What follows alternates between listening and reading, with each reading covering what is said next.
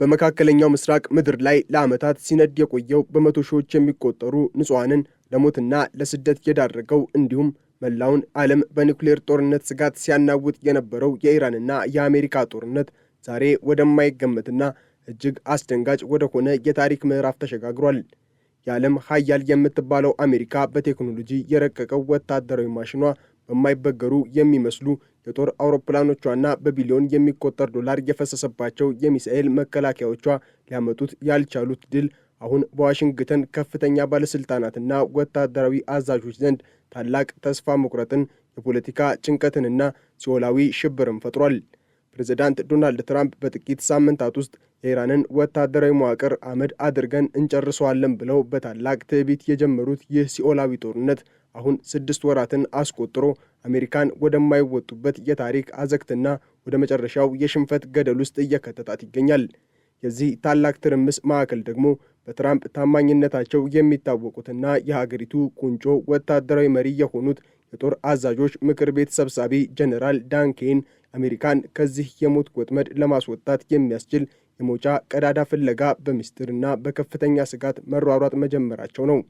ጀነራል ዳን ኬን ባለፉት ጥቂት ሳምንታት ውስጥ ለፕሬዝዳንቱ የብሔራዊ ደህንነት ቡድን አባላት በግልጽ እንደነገሯቸው አሜሪካ አሁን ባለችበት ሁኔታ ጦርነቱን ይበልጥ የማቀጣጠል ወታደራዊ አማራጮች ሁሉ የከሸፉ ከመሆናቸው በላይ ማንኛውም አይነት ተጨማሪ ጥቃት በአሜሪካ ላይ አሰቃቂ የበቀል እርምጃን ሊጋብዝ እንደሚችል አስጠንቅቀዋል።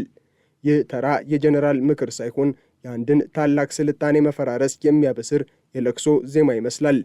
ኬን ብቻ ሳይሆኑ የሲአይኤ ዳይሬክተር ጆን ራትክሊፍ፣ የውጭ ጉዳይ ሚኒስትር ማርኮ ሩቢዮና ምክትል ፕሬዝዳንት ጄዲ ቫንስ ሳይቀሩ ጦርነቱ አሁን ያለበት ደረጃ እጅግ አደገኛ መሆኑንና የአየር ኃይል ድብደባ ብቻውን የትራምፕን ግብ ሊያሳካ እንደማይችል በምስጢራዊ የቢሮ ክፍሎች ውስጥ በዝምታ ተስማምተዋል።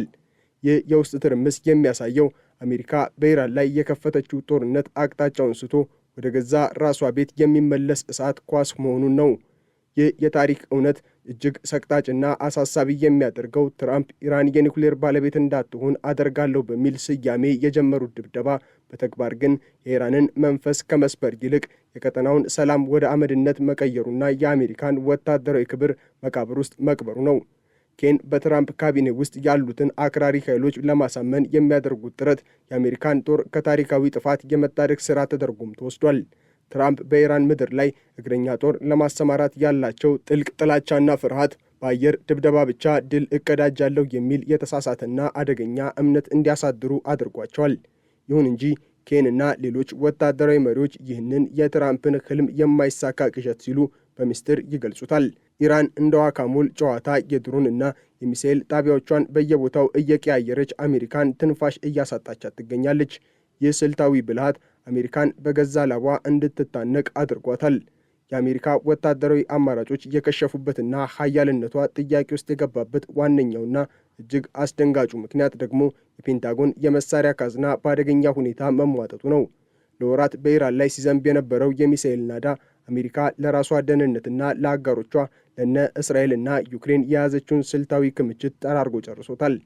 የስትራቴጂክ እና ዓለም አቀፍ ጥናት ማዕከል ባወጣው ዘግናኝ መረጃ መሰረት የአሜሪካ የፓትሪዮት ሚሳኤል ክምችት በ2/3 ቀንሷል። የታድ ሚሳኤሎች ደግሞ በግማሽ ጎድለዋል።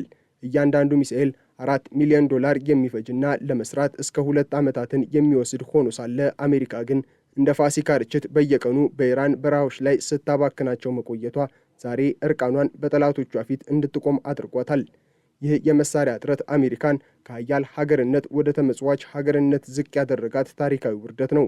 ይህ የመሳሪያ እጥረት በቀጠናው ያሉ የአሜሪካ አጋሮችን በተለይም የገልፍ ሀገራትን በከፍተኛ ድንጋጤና ሽብር ውስጥ ጥሏቸዋል። ሳውዲ አረቢያና ሌሎች የባህረ ሰላጤው ሀገራት አሜሪካ የኢራንን መጠነ ሰፊ የበቀል ጥቃት ለመመከት የሚያስችል የሚሳኤል መከላከያ እንደሌላት ሲረዱ በትራምፕ ላይ የነበራቸው እምነት ተንዶ በስጋት ተውጧል። ትራምፕ የኢራንን የነዳጅ ማጣሪያዎች እመታለሁ ብለው በዛቱ ቁጥር ኢራን ደግሞ በገልፍ ሀገራት የኢነርጂ ተቋማት ላይ የመጨረሻውን ሲኦላዊ እሳት እንደምታዘንብ ማስጠንቀቂያ መስጠቷ ጦርነቱን ወደ ታላቅ የቀጠናዊ ጥፋት ቀይሮታል። ጀነራል ኬን ይህንን ሲኦላዊ ትዕይንት አስቀድመው በማየት ትራምፕ ተጨማሪ ጥቃቶችን እንዳይፈቅዱና አሜሪካን ከዚህ እቶን እንዲያወጡ በመለመን ላይ ይገኛሉ። የአሜሪካ ጀነራሎች ዛሬ ተንበርክከው ሰላምን እየለመኑ ነው። ትራምፕ ግን አሁንም በጦርነት ስሜት ሰክረዋል። ጀነራል ዳን ኬን ከትራምፕ ጋር ያላቸው ግንኙነትም በሁለት ሰልፍ መካከል እንደመቆም ያለ እጅግ አደገኛና አድካሚ ጉዞ ሆኗል። በአንድ በኩል ፕሬዝዳንቱን ለማስደሰትና የስልጣናቸውን ለመጠበቅ ከፈለጉ ኢራንን እናጠፋቸዋለን እያሉ በውሸት ቢፎክሩም፣ በሌላ በኩል ግን አየር ኃይል ወሰን አለው፣ መሳሪያችንም አልቋል በሚል ስልታዊ ንግግር ትራምፕን ከጦርነቱ እሳት ለማውጣት ይሞክራሉ። ይህ የዲፕሎማሲና የወታደራዊ ቁማር አሜሪካ ምን ያህል በአደገኛ በማይገመት እንዲሁም በስሜታዊ መሪ እጅ ስር እንደወደቀች የሚያሳይ ጥቁር የታሪክ ጠባሳ ነው። ትራምፕ በበኩላቸው ወታደራዊ ድክመታቸውን ለሕዝቡ ይፋ መሆኑና ፔንታገንም ምንም የለንም ማለቱ ክፉኛ አስቆጥቷቸዋል። የመሳሪያ ክምችቱ ማለቁ አሜሪካን በድርድር ጠረጴዛው ላይ እንደ ደካማና እንደ ተሸናፊ ሀገር እንድትታይ ማድረጉ የትራምፕን ትዕቢትና ግዙፍ ማንነት ከመሰረቱ የናደ ክስተት ሆኗል። በመካከለኛው ምስራቅ ምድር የሚበቅለው የጦር ዘር ፍሬው ሞት፣ ውድመትና ዘላለማዊ ሐዘን እንጂ ሰላም ሊሆን አልቻለም። ኬን አሁን የሚፈልጉት መውጫ መንገድ ለትራምፕ ተምሳሌታዊ ድል የሚሰጥና አሜሪካን ከታሪካዊ ውርደት የሚታደግ መሆን አለበት። ለዚህም ሲባል ከኢራንና ከኦማን ጋር የሚደረገው የሆርሙዝ ወሽመጥ ድርድር እንደ መጨረሻው የተስፋ ጭላንጭል ተወስዷል። የሆርሙዝ ወሽመጥ ከተከፈተ ትራምፕ ለሕዝባቸው ኢራንን አንበርክኬ በራሴ መንገድ ድል አገኘሁ ብለው ሊሰብኩ ይችላሉ። ነገር ግን ከዚህ የፖለቲካ ትርኢት በስተጀርባ ያለው እውነታ ግን አሜሪካ መሳሪያ ስላለቃት፣ ወታደሮቿ ስለደከሙና ተጨማሪ ድብደባዎችን መቋቋም ስለማትችል በምስጢር እጇን እየሰጠች መሆኑ ነው። ይህ የአንድ ታላቅ ሀያል አገር ውድቀት መጀመሪያ ነው። የአሜሪካ የጦር ማሽን አሁን ባለበት ሁኔታ ውስጥ የጥፋት አዙሪት ውስጥ ገብቷል። በየቀኑ አዳዲስ የጥቃት ዘዴዎችን ፍለጋ በፔንታጎን ውስጥ የሚደረገው የሐሳብ ስብስብ ጦርነቱ ምን ያህል አቅጣጫውን እንደሳተና አሜሪካ በጨለማ ውስጥ እንደምትባዝን ማረጋገጫ ነው። ጦርነት ከተጀመረ ከ6 ወራት በኋላ እንዴት እንዋጋ፣ ምንስ እንምታ ብሎ መጠየቅ የአንድን ሀያል አገር ወታደራዊ ውድቀትና ስልታዊ ክሽፈት በይፋ ማወጅ ነው። የኢራን ጦርነት አሜሪካን በኢኮኖሚ በወታደራዊና በስነ ልቦና ያደቀቃት ይገኛል። ጀነራል ዳን ኬን ይህንን እልቂት ለማቆምና አሜሪካን ከታሪካዊ ውርደት ለማዳን የሚያደርጉት ጥረት ምናልባትም የመጨረሻው የሰላም ሙከራ ሊሆን ይችላል። ነገር ግን ትራምፕ ይህንን ምክር ሰምተው ከእሳቱ ይወጡ ይሆን ወይንስ መላውን ዓለም ወደ አመድነት የሚቀይር ትዕዛዝ ያስተላልፋሉ የሚለው ጥያቄ መልሱ ያለው በሚቀጥሉት ጥቂት ቀናት ውስጥ ነው። ይህ የኢራን ጦርነትና የአሜሪካ ከፍተኛ ጀኔራል የሽንፈት ፍለጋ የሰው ልጅ ታሪክ ከፈጸማቸው ታላላቅና አሰቃቂ ስህተቶች አንዱ ሆኖም ይመዘገባል። አሜሪካ በገዛ እጇ የለኮሰችው እሳት አሁን የራሷን የግርማ ልብስ እየለበለበ ይገኛል። የጥፋት መለከቱም እየተነፋ ነው። ሰዓቱም ወደ መጨረሻው ጥፋት እየቆጠረ ነው። ኬን የፈለጉት መውጫ ቀዳዳ ባይገኝና ትራምፕ በግትርነታቸው ቢቀጥሉ ወደፊት የሚመጣው ታሪክ የሚመዘገበው በአሜሪካ ወታደሮች አጽምና በወደሙት የገልፍ ከተማዎች ፍርስራሽ ላይ ብቻ ይሆናል። ጊዜው እያለቀ ነው። አሜሪካ ግን አሁንም በሲኦል ደጃፍ ላይ ቆማ የራሷን መጨረሻ ትጠባበቃለች። የጀነራል ኬን ጭንቀት የመላው አሜሪካውያንና የመላው ዓለም ስጋት ሊሆን ይገባል። ምክንያቱም የኃያልነቱ ዘመን አብቅቶ የውርደትና የጥፋት ምዕራፍ ዛሬ በይፋ ተጀምሯልና። ይህ አሰቃቂ የጥገኝነትና የውድቀት ታሪክ በመጪው ትውልድ ላይ እንደ ትልቅ እና መራር ትምህርት የሚቆጠር ነው። አንድ አገር የራሷን የጦር መሳሪያ ጥሬ ዕቃና የቴክኖሎጂ ነፍስ ለጠላቷ አሳልፋ ከሰጠች፣ ዛሬ ደግሞ የያዘችውን መሳሪያ በከንቱ ካባከነች ነፃነቷም አብራ ሰጥታለች ማለት ነው። አሜሪካ ዛሬ በዚህ እውነት እየተለበለበችና እየተቆላች ትገኛለች። የኢራን ጦርነት የአሜሪካን ብሔራዊ ደህንነት በመቃብር አፋፍ ላይ አስቀምጦታል። አሜሪካ ከዚህ ሲኦላዊ ጦርነት ለመውጣት የምታደርገው ጥረት ጊዜው እያለቀበት ነው። የጥፋት መለከቱም የቴሄራንን እጅ ውስጥ ሆኖ ሊነፋ ጥቂት ሰከንዶች ብቻ ቀርተዋል። እውነት መራራ ነው። አሜሪካ የዓለም ሀያል ብትባልም ልቧ ግን በድንጋጤና በጭንቀት እጅ ውስጥ ወድቆ ይገኛል። ይህ የታሪክ ጠባሳ ደግሞ ለዘመናት የአሜሪካን ውድቀት የሚያስታውሰው ጥቁር መጋረጃ ሆኖ ይኖራል። በትክክልም የጀኔራል ዳን ኬን የመውጫ ቀዳዳ ፍለጋ የአንድን ታላቅ ግዛት የመጨረሻ ስቃይና ትንፋሽ ያመለክታል። አሜሪካ በኢራን ሰማይ ላይ ያዘነበቻቸው የ900 ኪሎ ግራም ቦምቦች ዛሬ ለራሷ የሞት ፍርድና የኢኮኖሚ ቅዠት ሆኖ ተመልሷል። የጦር መሳሪያ ክምችቱ ባዶ መሆን ብቻ ሳይሆን የአሜሪካ ወታደራዊ ሞራልና የመንፈስ ጥንካሬም መፈራረሱ ትልቁና አሰቃቂው ስጋት ነው። ወታደሮች ለምን እንዋጋለን፣ ለማንስ እንሞታለን ብለው መጠየቅ በጀመሩበት በዚህ አደገኛ ወቅት ኬን ለትራምፕ የሚሰጡት ምክር የሰላም ሳይሆን የከፋ ሽንፈትን የመደበቅ ጥበብ ነው። ትራምፕ ግን አሁንም በኃያልነታቸው ሰክረው ቀጣዩን ጥቃት በየትኛው የኢራን ከተማ ላይ እንደሚያደርሱ እያሰሉና የሚመጣውን መዓት ችላ እያሉ ይገኛሉ። ይህ የማይገመት የኃይል ፍጥጫ ዓለም ወደ ሦስተኛው የዓለም ጦርነት አፋፍ በጥቂት እርምጃዎች ገፍቷታል። የሰው ልጅ ዛሬ ካልተመለሰ ከዚህ እሳት የሚተርፍ ምንም ነገር አይኖርም። አሜሪካ ዛሬ በገዛ ላቧ፣ በገዛ ቴክኖሎጂዋና በገዛ ስህተቷ እየታነቀች ምስኪን ግዙፍ ሆናለች።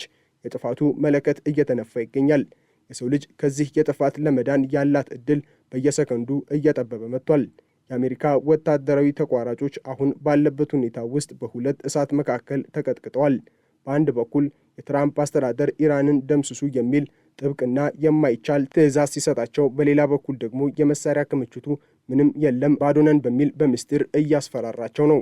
ይህ የዲፕሎማሲና የወታደራዊ ቁማር አሜሪካን ወደማይቀለበስ የፖለቲካ ትርምስና የማኅበራዊ ቀውስ ውስጥ ከቷታል። የኢራን ጦርነት ጉዳይ አሁን የብሔራዊ ክብርና የሕልውና ጉዳይ ብቻ ሳይሆን የአሜሪካን ታሪክ የመጨረሻ ምዕራፍ የሚወስን ሆኗል። አሜሪካ ከዚህ ቀውስ ሲኦል ወጥታ ዳግም ሰላሟን ታገኝ ይሆን ወይንስ በኢራን በረሃዎች ውስጥ ለዘላለም ተቀብራ ትቀራለች ለሚለው ጥያቄ መልሱ በሚቀጥሉት ጥቂት ሳምንታት ውስጥ በሚከናወኑት የመውጫ ቀዳዳ ድርድሮች ውጤትና በትራምፕ የግል ውሳኔ ላይ ብቻ ነው። ነገር ግን እስከዚያው ድረስ የዓለም ኃያሏ አሜሪካ ልብ በጭንቀትና በተስፋ መቁረጥ እጅ ውስጥ ሆኖ መምታቱን ይቀጥላል። ይህ የታሪክ ውርደት ደግሞ ፈጽሞ ሊረሳ የማይችልና በመጪው ትውልድ ላይ እንደ ጥቁር ጠባሳ የሚቀመጥ ዘላለማዊ እውነት ሆኗል። አሜሪካ ዛሬ በገዛ ራሷ በፈጠረችው አፈር ላይ የተገነባች ደካማ ቤተ መንግሥት ትመስላለች። የጥፋት መለከቱም በዋሽንግተን ጎዳናዎች ላይ እየተነፋ ይገኛል። የሰው ልጅ ከዚህ የታሪክ ስህተት ካልተማረ ወደፊት የሚመጣው ታሪክ የሚመዘገበው በአሸናፊዎች ደም ሳይሆን በተሸናፊዎች የመቃብር ድንጋይ ላይ ብቻ ነው። ጀነራል ዳንኬን አሁን የሚከተሉት መንገድ አሜሪካን ከሞት የመታደግ መንገድ ቢሆንም የትራምፕ ትዕቢት ግን የሰላምን በር ሊዘጋው ይችላል። ዛሬ በዋሽንግተን የሚታየው ድንጋጤ ነገ በመላው አሜሪካ የሚሰማ የለቅሶና የዋይታ ድምፅ ሊሆን እንደሚችል ታዛቢዎች በከፍተኛ ስጋት እየገለጹ ይገኛሉ። የሰው ልጅ ዛሬ በዚህ አሰቃቂ ድርጊት ፊት ቆሟል። በመጨረሻው ግን የሰላም ውል ሳይሆን ምናልባትም የታላቁ የዓለም ጦርነት መጀመሪያና የሰው ልጅ ታሪክ ማብቂያ ሊሆን እንደሚችል መራራ ሐቆች እየጠቆሙ ነው። እያንዳንዱ የሚፈነዳ ቦምብ የአንድን ታላቅ ስልጣኔ መውደቂያ ደውል እየደወለ መሆኑን ዓለም ሊረዳው ይገባል። ጊዜው እያለቀ ነው። ሰዓቱም ወደ መጨረሻው ጥፋት እየቆጠረ ነው። ጀነራል ዳንኬን የፈለጉት መውጫ ቀዳዳ ምናልባትም የአሜሪካንና የዓለምን የመጨረሻ ተስፋ ሊሆን ይችላል። ዓለም በድንጋጤ ትመለከታለች። ተፈጥሮ ግን ቁጣዋን አሁንም እየገለጸች ነው።